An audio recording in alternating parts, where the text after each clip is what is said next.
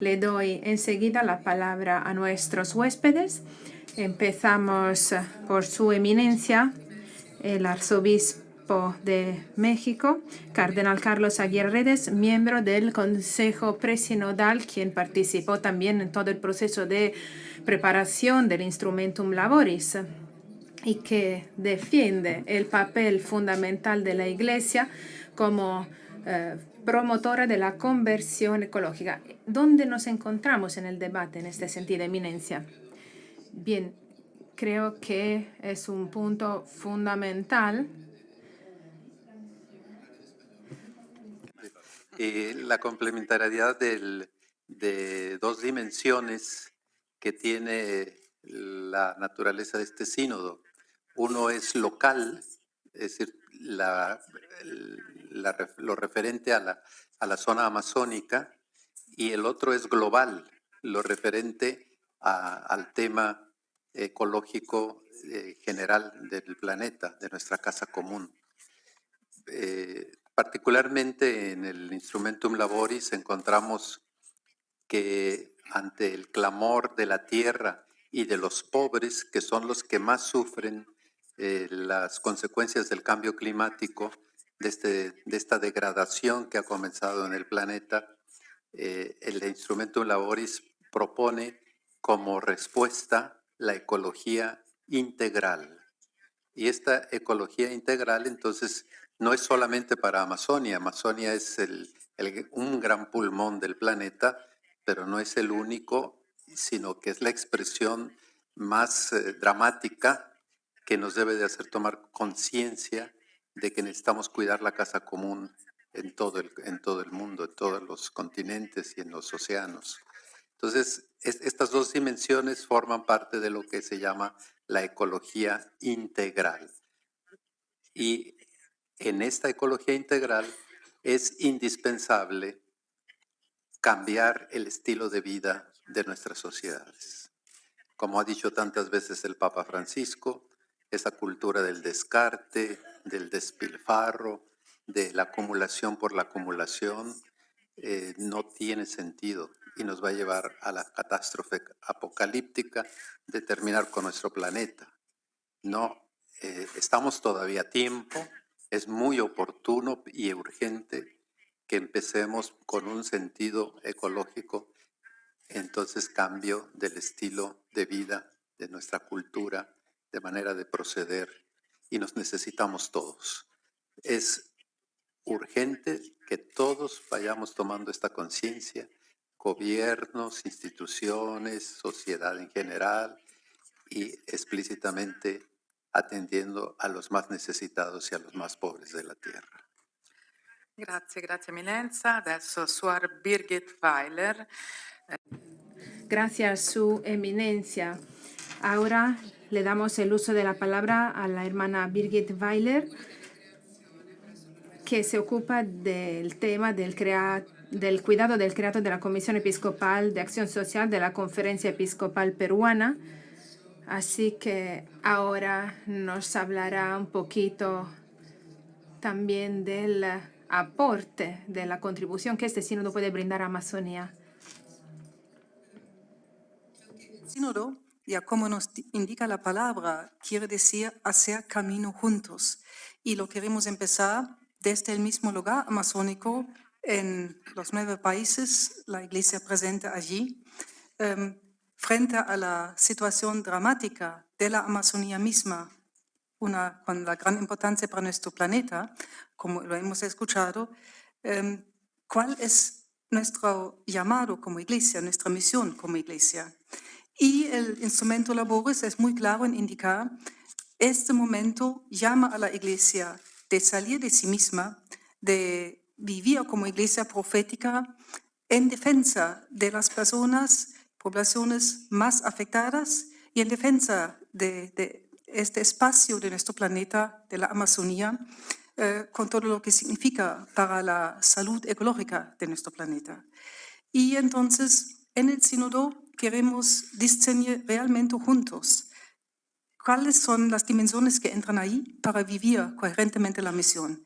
Y ciertamente un aspecto importante es acoger con gratitud el aporte de los pueblos indígenas que tienen su concepto del buen vivir, y para ellos este concepto es un concepto ético, es una visión distinta, que como seres humanos aprendamos a vivir en comunión mayor entre nosotros, con los valores de reciprocidad, de solidaridad, pero también en solidaridad con la tierra misma, que no abusemos de la naturaleza, de los otros seres vivos, que seamos conscientes de que, como lo dijo una mujer huitota, del pueblo huitoto, si maltratamos la tierra, maltratamos también a nosotros mismos, porque solo tendremos un futuro bueno, digno, si también sabemos cuidar la tierra. Y entonces yo creo que esta visión integral ya la estamos acogiendo y preguntándonos también como iglesia, ¿qué significa esto para nosotros en la práctica, en la pastoral, en la enseñanza, en la formación, empezando formación de agentes de pastoral, de seminaristas? ¿Cómo hacemos realidad el cuidado de la tierra? Un signo ya en el sínodo mismo es que se ha reducido prácticamente a cero el uso de utensilios de plástico. Como decía, buscamos seriamente en tener el balance ecológico de tal manera de que lo que por papeles que usamos, por lo que generamos de carga sobre la tierra, que esto sea equilibrado por un bosque amazónico que se va a sembrar en la Amazonía. Y esto tiene muchas otras implicancias que juntos estamos discerniendo cómo contribuimos decididamente como iglesia en la Amazonía a una educación para hacer práctica la ecología integral y cómo estamos al lado de los pueblos indígenas afectados en grandes proyectos mineros donde muchas veces sus derechos peligran. Que significa también ser una iglesia presente al nivel global que puede tejer relaciones de solidaridad y que puede también pedir el apoyo de gobiernos en Europa, en Canadá, en los Estados Unidos, en el caso cuando haya empresas que tienen su origen allí, no cumplen en la Amazonía las leyes que sí están obligados a cumplir en sus países de origen. Grazie, Suor Birgit. Adesso Gracias, hermana Birgit. Ahora el Monseñor Joaquín Pertíñez Fernández, español, agostiniano, obispo de Río Branco, en Brasil, una diócesis cuya superficie es de 105 kilómetros cuadrados, una tercera parte de Italia. Es la única diócesis de Brasil que tiene también parroquias en otras regiones. Dos zonas horarias en la misma diócesis, un área productora de caucho y región de mártires, los esclavos del oro blanco. Y él nos va a contar un poco de esta realidad. Muchísimas gracias. El Instrumentum Laboris nos habla de una iglesia profética, la que escucha el clamor de alegría y de dolor de nuestro pueblo. Lamentablemente son muy pocos los cantos de alegría, deberían ser muchos más si Amazonia fuera, ¿no?, realmente ese paraíso, ese Edén creado, imaginado por Dios y que en cambio el hombre está destruyendo. Todo pueblo es hijo de su historia y siempre tenemos que recordar nuestro pasado. Lamentablemente esta historia poco conocida de la región amazónica no se conoce y a menudo no está viva esta memoria en nuestro futuro. Nosotros pertenecemos a la cultura de la madera, donde no existen las piedras.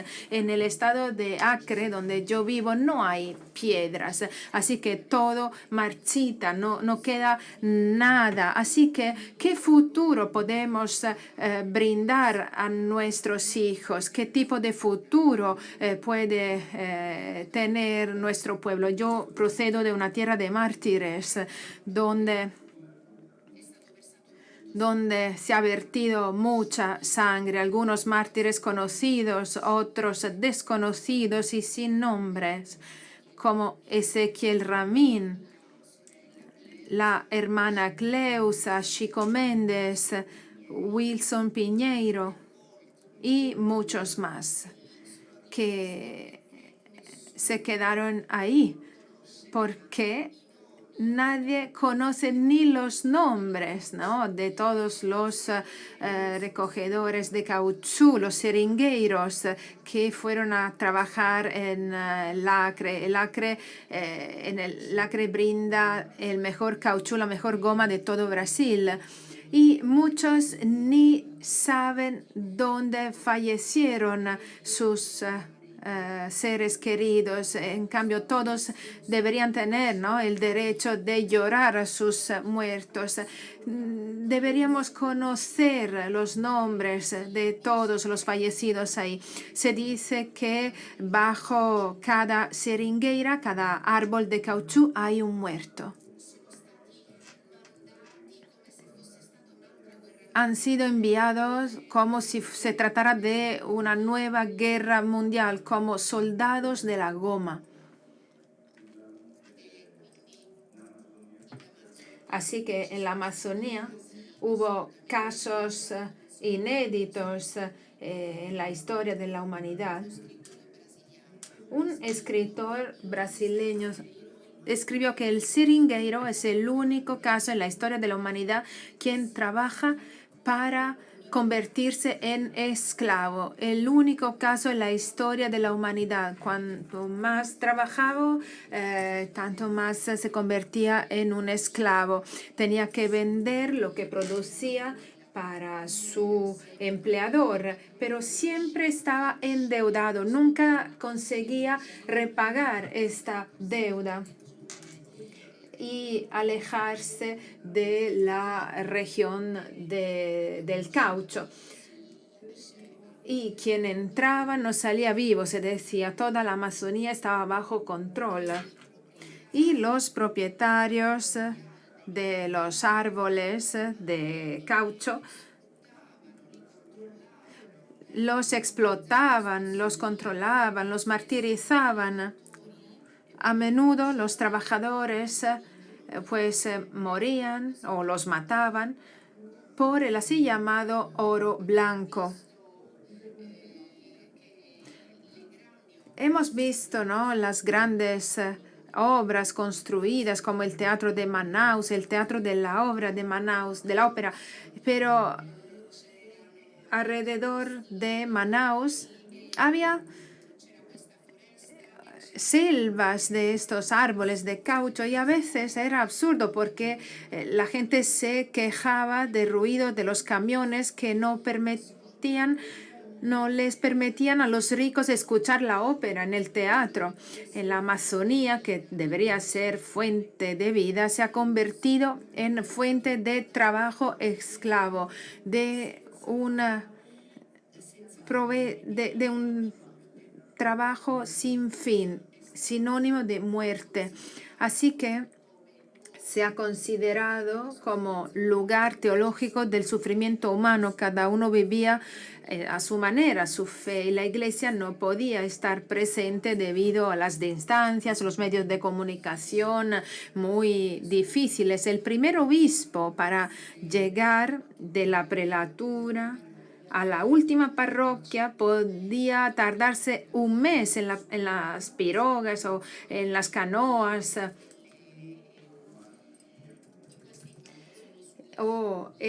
las piraguas, perdón. Y estas hermanas que viajaban en estas piraguas llenas de hombres,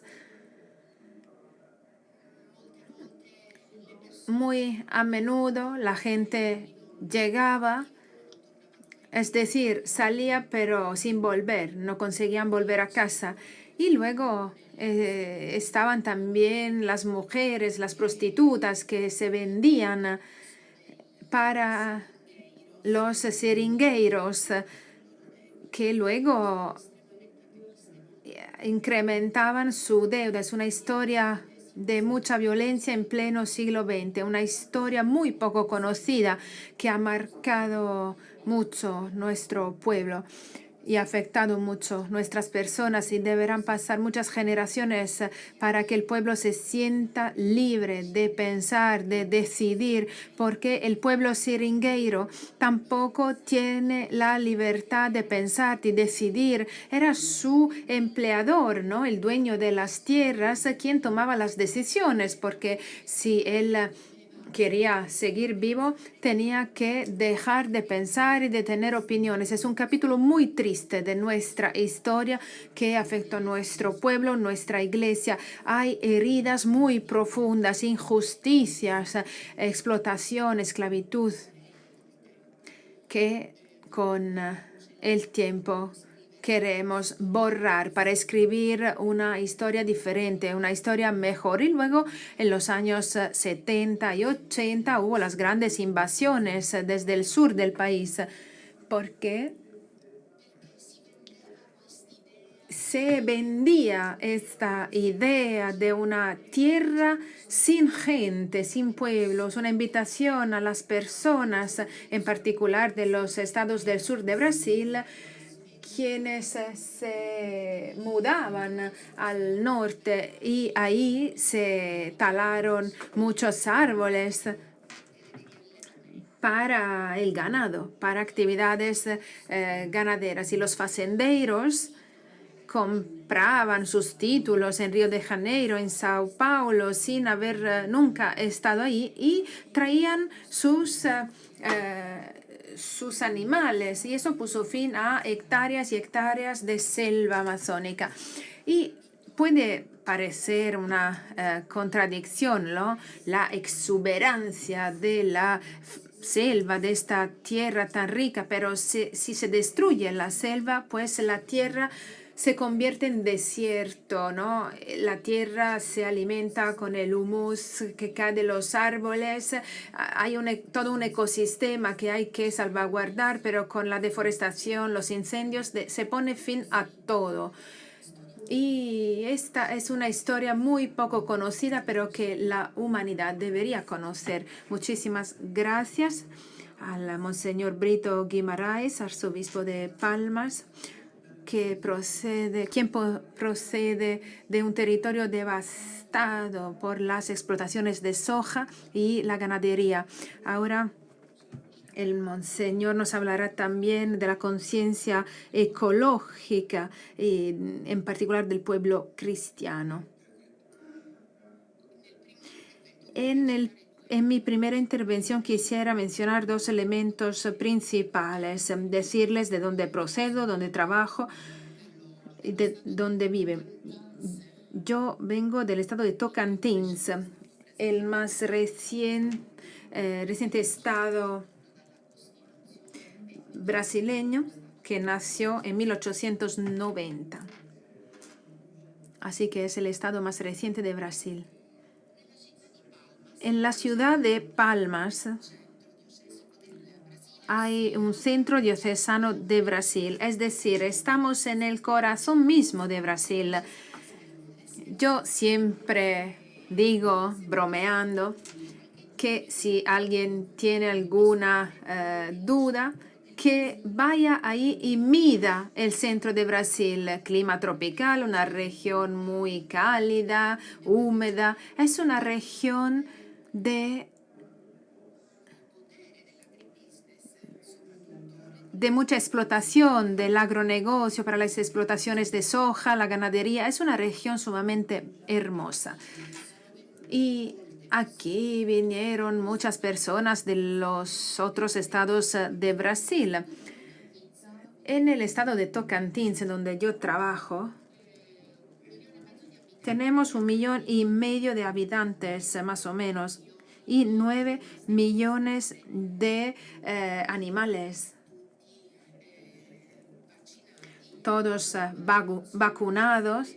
Pero no sé si las personas gozan de los mismos beneficios sanitarios de los animales. La carne que se come en todo el mundo en la India, China, Estados Unidos, en su mayoría procede de nuestro estado. Plantar soja, sembrar soja, podría sembrar algo muy bonito, pero tiene un impacto increíble en la tierra. Se trata de kilómetros y kilómetros de devastación, devastados para plantar el monocultivo de soja. Y en esta tierra tan frágil hay un fenómeno de erosión muy importante. Las aguas que están en estos ríos se ven contaminadas por todos los productos químicos que se utilizan en las explotaciones de soja, y eso conlleva un envenenamiento y también la aparición de muchas enfermedades. La ganadería, como todos sabemos, puede conllevar a la destrucción de la naturaleza, porque para la ganadería se necesita mucha agua. Y una de las actividades es una de las actividades que requiere más recursos hídricos y que contamina mucho. De todas formas, es una región maravillosa. El pueblo ahí es maravilloso. Hay muchos problemas, pero yo siempre seguiré considerándola una región sumamente bella. Y ahora el segundo punto de mi intervención. Aquí estamos en el sínodo. Un sínodo que nos brinda muchas esperanzas. Nosotros venimos de nuestro pequeño estado de Tocantins. Nos encontramos en esta región tan grande, objeto de este sínodo, y tenemos un interés universal. Todos nosotros que estamos aquí estamos llamados a sentir, a percibir, a comprender, entender y conocer el hecho de que la situación ecológica es un elemento de división entre la ciencia, las tecnologías, el agronegocio. La importancia, ¿no? Hacer hincapié en la importancia del medio ambiente para toda la humanidad, tan importante que todos tenemos que estar conscientes de ello. Y yo cada vez que tomo la palabra siempre digo, yo me he preparado porque quiero mencionar también los pecados ecológicos. A lo mejor para muchos de ustedes se trata de un concepto nuevo. Sin embargo, los pecados ecológicos también para la Iglesia son algo nuevo. Deberíamos empezar a confesarlos. El Papa Francisco dice que todo está conectado. Pues Dios también lo hizo, lo creó todo en red. Toda la creación, todo lo creado depende de todo lo demás. Si se toca algo, pues eso repercute en otro eslabón de la cadena. Y hay toda una estructura de pensamiento, de la vida, del futuro, de la humanidad. Dependerá de las decisiones que tomemos en el marco de este sínodo. Gracias por la atención y por escucharme. Ahora abrimos a sus preguntas.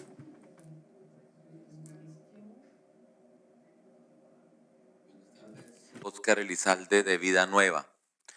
Hermana Brigitte, usted ha planteado unos asuntos demasiado importantes como la situación de las empresas multinacionales que incumplen sus leyes en la Amazonía, las que no pueden hacer en sus países.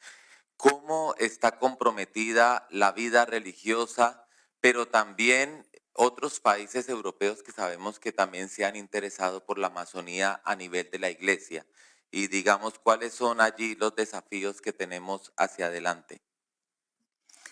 Sí, hay varias redes que están también trabajando juntos en esta cuestión tan importante y la acogen como realmente parte de su vivencia de fe en un Dios de la vida que quiere una vida digna para todas las personas en la tierra y que compartimos esta casa de vida común. Una red importante es Iglesia y Minería, donde participan también religiosos y religiosas, laicos, laicas, que están muy en contacto o incluso provienen de comunidades directamente afectadas y es ecuménico. Participan también hermanos y hermanas de otras iglesias cristianas. y también están en vínculo con, por ejemplo, la obra de la Iglesia Miserio, que promueve mucho también incidencias, junto con Adveniat, con CAFOD en Inglaterra o PAN para el Mundo y más organizaciones a nivel de Europa que ayudan a que, bien documentado, se puede presentar a los gobiernos estos antecedentes y violaciones de derechos ambientales, derechos de los pueblos, a la tierra, a su salud, a las protecciones requeridas. Si se comprueba que hay allí una violación de lo que también son prácticamente en deuda de cumplir las empresas, se busca que los mismos gobiernos nacionales ayuden, ¿no? En Alemania está en camino, si estoy bien informada, incluso ya está decidido una ley que en el futuro hace que no solo empresas cuando causen daño ambiental y a la salud de las personas, seguridad de las personas en Alemania, pueden ser enjuiciados, sino también son responsables por acciones en esta línea en otros países donde realizan sus actividades. Y esto fue todo un trabajo en conjunto de obras de iglesia, las nombradas, esta red que tienen a nivel de Europa, junto con Iglesia de Minería, pero junto también con varias conferencias de religiosos y religiosas. Por ejemplo, yo vengo del Perú, la conferencia de religiosos y religiosas es muy activa, porque muchos religiosos y religiosas están cerca de la gente afectada. Acogen los testimonios y acompañan a las personas que tengan las informaciones necesarias, porque, lo sé de mi propia experiencia, es aprender cómo son las leyes, cómo uno plantea, por ejemplo, una demanda legal. Y entonces es un servicio importante que las comunidades donde hay cristianos y personas de otras convicciones humanas, religiosas, trabajan juntos y piden de muchas comunidades campesinas e indígenas que la Iglesia Católica ayude en la medida posible ecuménicamente en hacer los procesos legales para luchar legalmente pero eficazmente, por respeto a la tierra y a los derechos de los pueblos. Y hay redes similares hacia Canadá, porque muchas de las empresas que causan grandes problemas en Latinoamérica vienen de Canadá, y los Estados Unidos, y también ya donde es más complicado es con China. China, las empresas chinas en el Perú, por ejemplo, hay antecedentes también muy serios, pero es más complicado luchar allí por los derechos humanos. Lo intentamos. Pero yo creo que por ahí va la concentración. Y esto requiere de un trabajo en conjunto, pero requiere también que en los países de donde proceden estas compañías, los accionistas lo sepan y que accionistas vean en su conciencia si siguen manteniendo acciones en esta empresa o si las mantienen, cómo pueden ejercer presión para que empresas trabajan con mucho mayor respeto a los diversos derechos nombrados. Y no sea que la vida de personas en Europa, en los Estados Unidos o Canadá valga más que la vida de personas en Latinoamérica, en la Amazonía, pueblos campesinos, indígenas, ¿ya? Y otros. Tenemos el mismo derecho a que se respete nuestra salud integral y también el ambiente en que vivimos y como cohabitantes de esta casa común. Grazie, grazie sorella. Qua. Gracias, hermana. Buenos días, soy Felipe Domínguez de Uno Globo de Brasil. Voy a hablar en portugués. Una de las síntesis mencionaba la cuestión de los indios aislados y se dice que se está produciendo un verdadero genocidio, una masacre, una matanza deliberada.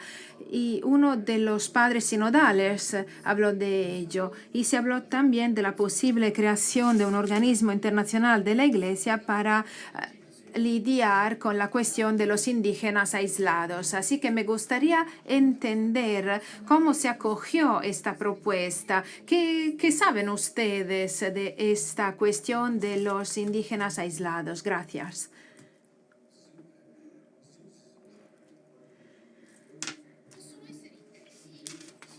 Los pueblos aislados se pueden interpretar en diferentes modos. Los que han decidido estar aislados para vivir su vida independientemente de nuestro modo de vivir, y esta podría ser una interpretación, pero muchas veces se aíslan, se ven obligados al aislamiento para huir de aquellos que quieren ocupar sus territorios. Así que van a ocupar territorios más internos de la selva. Y son pueblos nómades que se aíslan cada vez más para protegerse. Es una forma de autodefensa. Son pueblos frágiles, no están en contacto con otras personas, están sujetos a las enfermedades. Una gripe les podría resultar fatal, así que se aíslan por cuestiones personales o porque se ven amenazados en su propio territorio, el territorio donde viven. Y hay que respetarlos, así como yo respeto, ¿no?, la ley de tránsito, las constituciones, cualquier tipo de ley, pues también hay que respetar el derecho de las personas a vivir como quieren vivir. Estos pueblos, si no tienen contactos, a veces es imposible alcanzarlos, y para hacerlo hay que estar preparados, tener una cultura para entrar en contacto con ellos, porque podrían reaccionar de una forma violenta. No estoy diciendo que se trata de pueblos violentos, pero sí a veces pueden reaccionar de una forma violenta porque se sienten amenazados. No tienen contactos, así que no sabemos qué piensan, qué quieren. Se trata de pueblos sumamente frágiles, son grupos pequeños. Y está claro que el sínodo habla de esta cuestión. Yo no puedo hablar de ello porque en el grupo al que yo pertenezco no hablamos de forma especial de este tema, pero sí sé que es importante que la Iglesia defienda su derecho a la vida, a su estilo de vida. Esto también resulta en el documento. Tenemos que respetar su dignidad, su estilo de vida. Es importante saber que a menudo se ven obligados a huir. Bueno, la asamblea no se reunió en la congregación, se trabajó en los círculos menores, así que no todos los temas fueron tratados de forma concreta. Inés San Martín da Cruz. Otros días que la población de la Amazonía pasó de ser en su mayoría católica a evangélica. Si no me equivoco, alguien dio la estadística del 80% y 20% y hoy invertida. También escuchamos recién que muchos de las personas que viven en la Amazonía recurren a la Iglesia Católica por cuestiones de derechos humanos para tratar de encauzar cuestiones legales. Pero también hay quienes dicen, y esto lo escuché de un padre sinodal, que en los últimos 40 años la Iglesia en América Latina eligió a los pobres, pero que los pobres cuando buscan a Cristo no eligen a la Iglesia Católica, sino a los evangélicos, porque la Iglesia se focalizó mucho en la cuestión social, pero poco en lo primordial quizá de la evangelización, que es el anuncio. ¿Se habló sobre este tema en el sínodo? Gracias. Su Eminencia, vuole rispondere lei? Sì. La parte final, los datos más precisos, creo que sería uno de los obispos de Brasil para responder sobre estos cambios y porcentajes. Pero sí se está discutiendo en los círculos, al menos en el que yo estoy participando. Es uno de los aspectos porque tenemos delegados de las iglesias fraternas y en mi grupo el mismo delegado nos ha dicho tienen que tener muy en cuenta que la gente quiere también la palabra de Dios primero, antes que todo. Y yo creo que en esto pues el Papa Francisco ya nos ha dado un testimonio muy fuerte en la Evangelii Gaudium o en la Laudato Si y en sus distintos comunicados de que debemos de comunicar prioritariamente la palabra de Dios para que la gente entre en una interiorización de su relación con Dios y una experiencia fuerte de vida. Y entonces sí, ya comprometerse a lo demás. Simplemente agrego a esto, dado esa insistencia, en la Arquidiócesis de México, en la Ciudad de México, hemos dado un giro a una publicación que se llama Desde la Fe, en donde estamos haciendo insistencia en lo que vive la gente, cómo vive su fe. Los reportajes directos están allí, están en nuestra página desdelafe.com. Y también ahora estamos ya extendiendo nuestra alianza con el Observatorio Romano para México en una edición especial en donde la voz del Papa se llegue por las redes a todas partes. Ahí también lo pueden encontrar y gratuitamente se entrega en la publicación a las parroquias de México. Así que estamos con esa conciencia, esperamos conservar nuestros porcentajes, al menos en nuestro país de México, en el 84% de católicos que se mantiene. Eu queria só acrescentar que o fenômeno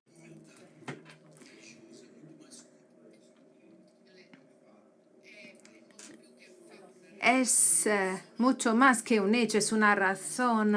Hay varias razones y nosotros esto lo llamamos transición religiosa. Hay investigaciones que nos muestran que muchas personas han pasado no solo a otra iglesia, sino hasta 6 iglesias. Ahora necesitaríamos mucho más tiempo para analizar todo esto, pero hay múltiples razones que hacen que las personas pasen de una iglesia a otra.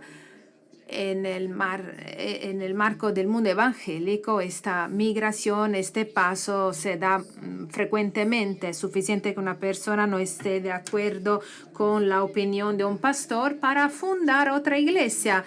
Hay muchas más iglesias que la que nos podemos imaginar. Este fenómeno de la vulnerabilidad que hace que las personas se alejen de su iglesia, pues uno de los motivos, de las razones, es la cuestión de la acogida, la cuestión del cuidado, de la respuesta a sus necesidades, de la prosperidad. Hay personas que esperan solventar una serie de problemáticas. No se trata de un elemento solo. La cosa es que estas personas cambian de religión muy frecuentemente y este es un hecho que podemos demostrar. Tan solo añadir algo a lo que acaba de decir don Pedro. A causa de la falta de sacerdotes en toda la región amazónica, este es un hecho histórico, ¿no? Para alcanzar también los lugares más remotos y distantes. Tampoco estamos en condiciones personales y económicas como para estar presentes en todos los lugares. El Instrumentum Laboris habla de vacíos religiosos que nosotros, los católicos, no conseguimos llenar y luego llegan otros y los llenan. Y los que lleguen y proclame la palabra de Dios, pues el pueblo lo sigue según las necesidades básicas a nivel de salud o por falta también de conocimiento, de cultura. El pueblo lo cree en ello. ¿Por qué lo necesita? Por ejemplo, para tratar una jaqueca o el pastor promete y por detrás de estas promesas hay todo un movimiento, un proselitismo y muchos terminan por adherir y luego es difícil, ¿no? Luego alejarse. Y es tal como dijo don Pedro, hay personas que pasan de una iglesia a otra para buscar quizás una solución más física que espiritual. La iglesia hizo una opción por los pobres, pero está claro que no somos capaces de solucionar todos los problemas de salud, económicos, de educación. Hay otros, en cambio, que prometen estas cosas y las personas terminan por creer a ellos y por seguirlos. La palabra de Dios es la misma para todos y el pueblo lo cree. El Papa Francisco, justo frente a esta situación, bien conocida también por él, indicó algo bien importante. Él insiste que en el sínodo justo analicemos con mucha profundidad por qué hay esta situación y donde por ello también la Iglesia realmente tiene que buscar caminos nuevos. Y él anima mucho a decir nuevo, para ello el sínodo tiene que atender en el nivel pastoral, en el nivel social, cultural y también ecológico, lo que tiene que cambiar, lo que no da para más así como es, justo para que cambiemos lo que para mí de manera muy buena dice el documento de trabajo ya, pasar de una pastoral muchas veces de visita a una pastoral realmente de presencia. Y tomando en cuenta para pueblos indígenas es muy importante la presencia, el vivir con, el estar con ellos para que se sientan en casa en la iglesia y eso también plantea el reto de una más profunda inculturación de la fe en los diferentes espacios, con símbolos, con palabras, imágenes, modos de vivir y celebrar la fe donde estas diversas personas de diversos contextos culturales se sienten bien, sienten así puedo rezar, así me alienta mi fe. Y eso plantea también la cuestión ciertamente si necesitamos nuevos ministerios, no solo ordenados, sino también servicios donde personas son enviadas por la Iglesia para que se asegure presencia en las comunidades. Es un conjunto y los diferentes factores nombrados están entrelazados. Lo social, lo cultural, lo ecológico forma parte de todo el reto pastoral. Grazie, muchas gracias. Hola.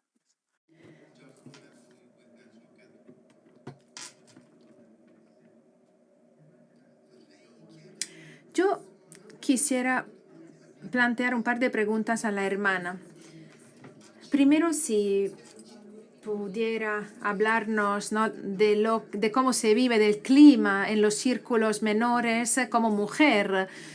¿Se siente respetada como mujer? Y la segunda pregunta, el cardenal Humes habló del deseo de reconocimiento del Ministerio de las Mujeres, de eso se habla también en el Instrumentum Laboris. ¿Tienen esperanzas ustedes en relación con este tema en el sínodo? En el círculo menor al que pertenezco, yo siento que el clima es de gran apertura entre nosotros, con las otras religiosas.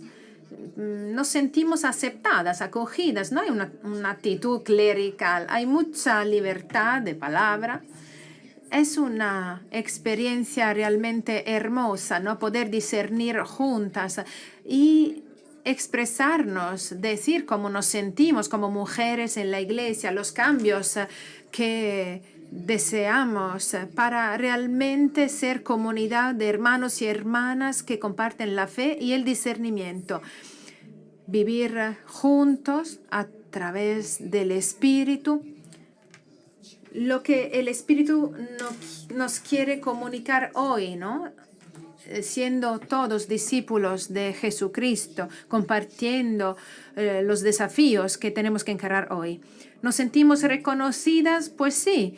Yo también he escuchado hablar, ¿no?, otras mujeres que participan en otros círculos menores, que la situación es la misma. Todas dicen que la atmósfera, el clima es de gran apertura. Se pueden encarar críticas de una forma respetuosa, pero abierta.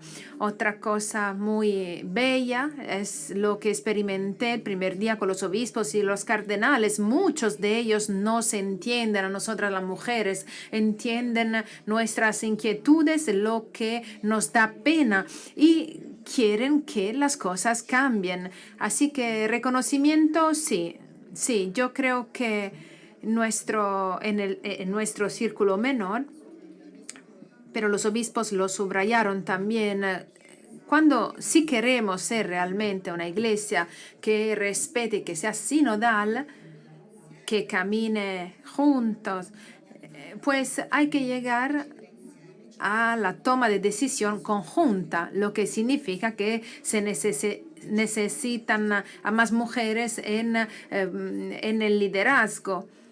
Y nosotras albergamos la esperanza de que en el futuro haya más mujeres, una realidad en la que las mujeres, las religiosas, serán invitadas a asumir estas posiciones de estos roles de responsabilidad, que son cosas que ya hacemos. Y eso se reconoció también en el Instrumentum Laboris, que la mayoría de las actividades pastorales las desempeñan las mujeres en la Amazonía. Pero no se trata tan solo del trabajo que desempeñamos nosotras. Lo importante para nosotras es ser incluidas en aquellas instancias donde se toman determinadas decisiones. Pienso en la interculturalidad, en la liturgia, cómo trabajamos junto con los indígenas para crear comunidades arraigadas, enraizadas en su propia cultura. Y yo soy teóloga y este es mi deseo, pero vale también para otras teólogas. Así que el deseo es el de una mayor inclusión, poder enseñar la teología a nivel académico con nuestros colegas en las universidades. Pues yo creo que como mujeres podemos aportar nuestro granito de arena a la teología, y esto arraigado en la vida de las comunidades. El sector académico no hay que concebirlo como algo ajeno, algo separado, una separación entre la vida religiosa y las comunidades. No, tenemos que crear un puente y enriquecernos mutuamente. Y muchas mujeres teólogas también están trabajando justamente con las mujeres indígenas, intentando contribuir al desarrollo de una teología indígena, y decirles también que este reconocimiento, gracias a esto también la teología indígena crecería. Esto significa que todo esto es muy importante para nosotras como mujeres. Hacemos tesoro de la experiencia religiosa de personas que pertenecen a otras culturas, lo que nos permite enriquecernos gracias al diálogo, al intercambio que se da. Además, como mujeres juntas, mujeres perteneciendo a la religión cristiana y otras, pues tenemos que luchar en contra de las muchas formas de violencia contra las mujeres. Y eso tiene mucho que ver con nuestra práctica religiosa, porque nuestra fe cristiana, ¿no? La creación es un don de Dios, y hay un punto, ¿no?, de encuentro en el que las mujeres que pertenecen a otras religiones pueden compartir su experiencia para apoyar la justicia en las relaciones, para ir más allá de lo que llamamos machismo, que es algo que daña tanto a los hombres como a las mujeres. Así que cambiar nuestra forma de relacionarnos, porque es algo que va en contra de nuestra experiencia religiosa y en contra de lo que nos dice Jesús cuando nos invita a seguir su estilo de vida. Y muchas mujeres están trabajando para construir puentes ahí donde haya separaciones, ¿no?, en el mundo. Así que como mujeres de fe estamos llamadas a construir estos puentes, a caminar juntas y no a separarnos. Así que yo creo que este caminar juntos abrirá nuevos espacios a las mujeres para roles de liderazgo y ministerios diferentes, pero no como una lucha por el poder, porque no es esto lo que queremos. Estamos hablando de poder compartir en la fe nuestros dones, el don del bautismo, nuestra llamada nuestro llamado hacia Dios, nuestros talentos, nuestros carismas, ahí podremos realmente crecer hacia una humanidad más rica. Gracias, hermana. No sé si quizás nos queda tiempo para una pregunta más.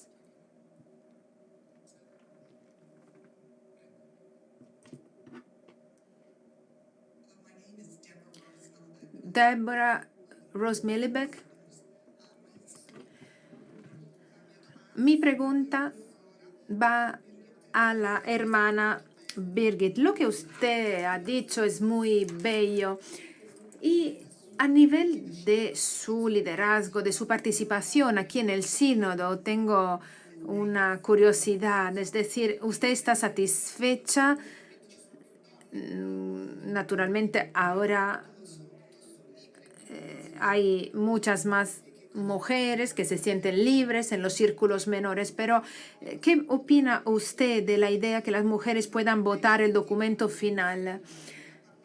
¿Usted escuchó hablar de eso en el sínodo? Me refiero también a los obispos. Sí, en nuestro círculo se abordó este tema y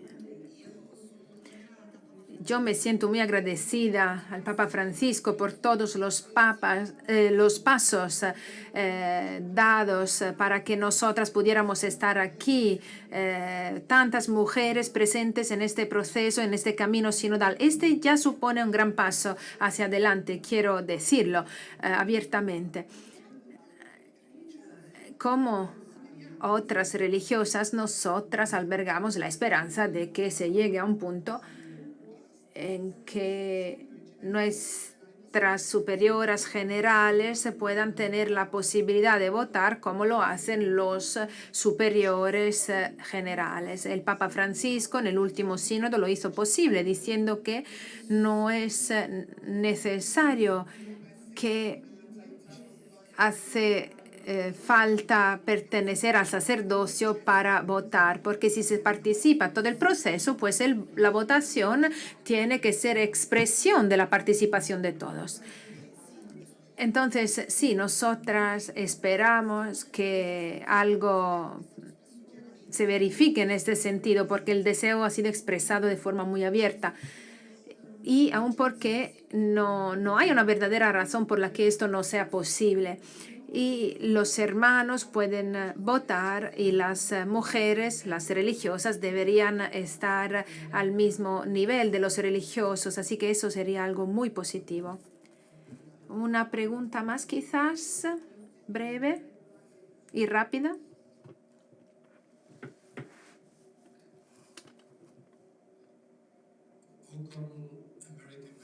American Magazine, O'Connell. Voy a hablar inglés. Mi pregunta es para el Monseñor Pedro. Usted habló del desastre ecológico en su estado. Habló de los pecados ecológicos. Dijo, tenemos que encontrar formas para encararlos y que el sínodo le brinda mucha esperanza. Así que, ¿cuáles son estos modos que usted vislumbra para abordar el tema, ¿no? Para afrontar los pecados ecológicos?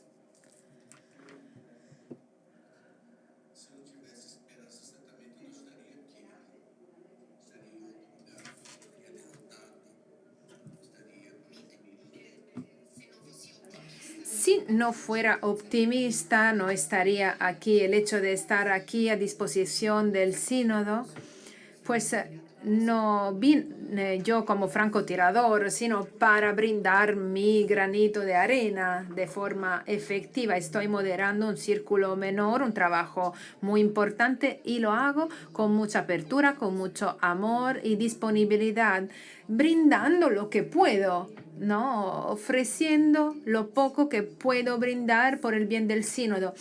Si no tuviera todo esto, no estaría aquí a hablar. No tendría el valor, ¿no? Como para decir lo que he dicho. El mundo, a pesar de las muchas cosas que no funcionan, pues estoy convencido de que, sigo convencido de que otro mundo es posible si tomamos conciencia de que la protección del medio ambiente no es tan solo una cuestión de las ONGs, de los movimientos o agrupaciones ambientalistas. No, se trata de una cuestión que nos atañe a todos. O cuidamos de nuestra naturaleza o estaremos perjudicando nuestras mismas condiciones vitales. Estamos cometiendo pecados en contra del Creador. En el credo cristiano, nosotros decimos, creemos en Dios omnipotente, creador del cielo y de la tierra, de las cosas visibles e invisibles. Esto forma parte de nuestro credo. A lo mejor no forma parte de nuestro día a día, quizás. Cometemos tantos pecados en contra de la naturaleza y nunca hacemos un examen de conciencia. Nosotros quitamos la vida. Hay una ley, amar a Dios por encima de todo lo demás, no robar, no desear lo que es de otros, pero esto es lo que hacemos todo el tiempo sin hacer ningún tipo de examen de conciencia. Si empezáramos a pensar en un estilo de vida más sencillo, más coherente, compartiendo vida, vivir más de lo esencial, pues cambiaríamos la configuración de este mundo. E insisto, tenemos que hacernos un examen de conciencia desde el punto de vista religioso, desde el punto de vista social, económico, político. No somos dueños de la naturaleza, somos sus guardianes. Deberíamos cuidar de la naturaleza. Dios nos llamó a cuidar del planeta porque no existe otro. No existe otro lugar en el que podamos vivir. Y si no cuidamos de nuestro planeta, ¿qué hacemos? Se necesita una mayor formación, una mayor conciencia ecológica. Con la formación a partir, ¿no?, de los niños, con la catequesis en la escuela, las personas tienen que aprender a respetar a la naturaleza, a sabiendas que cuanto más contribuamos a un mundo mejor, mejor para todo el mundo. Muchísimas gracias. Llegamos al final de nuestra rueda de prensa con estas palabras de esperanza. Nos vemos aquí mañana. Gracias a todos. La hermana Birgit, Excelencia Pertíñez Fernández, Brito Guimaraes, Carlos Aguiarretes, nuestro prefecto, el Paolo Ruffini y el padre Giacomo Costa. Hasta mañana.